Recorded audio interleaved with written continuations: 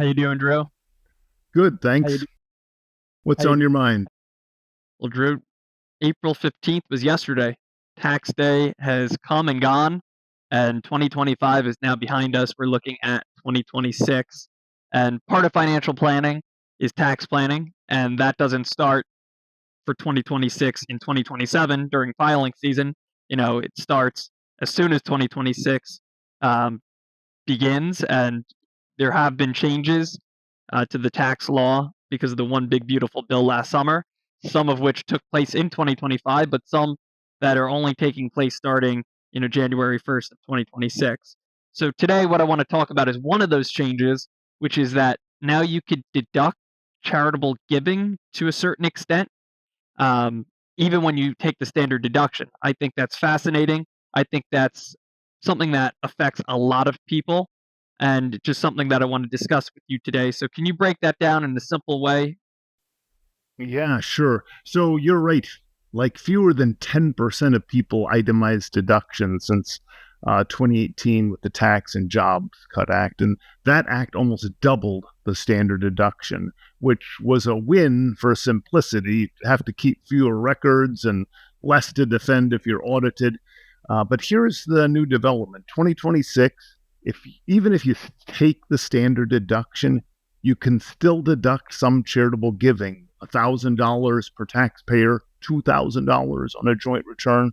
So, practically speaking, you'll want to hang on to at least $1,000 of charitable receipts and keep it with your tax records, and $2,000 if you're married.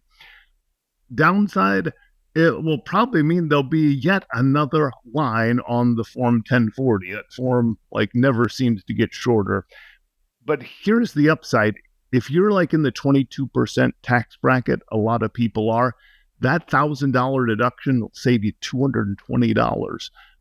Not life changing, but it's worth holding on to a few pieces of paper and sticking it with your tax records. You'll want to make sure those receipts are solid. A proper receipt has the name of the charity, the amount you gave, the date, and some kind of verbiage in it that says no goods or services were received in exchange. So, and those receipts need to be contemporaneous, meaning you'll need that receipt when you file your 2026 tax return. You don't want to go on a search and rescue mission for it when you're audited. You want to have it with your file. So bottom line, you may want to save a few shekels by collecting some charitable receipts in 2026.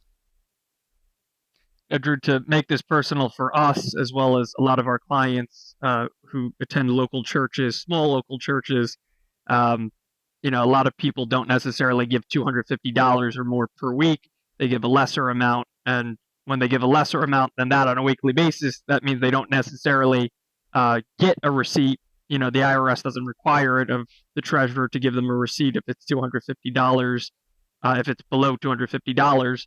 So in those cases, what should the people do to still get this charitable deduction? Yeah, good question. So a receipt's always ideal, but you're exactly right. The code allows if it's less than $250 per gift, you just need a copy of the bank record. So something from your bank, or if you give through Venmo or some other way like that, you just need to keep that documentation in your tax records. Well, that's super helpful. Thanks for discussing this with me today, Drew. I hope a lot of people who haven't, heard of this before maybe now hear about it and that they prepare and, like you said, don't scramble come 2027. To be planning ahead is always a positive. So thanks, Drew, and talk to you more about different items later on.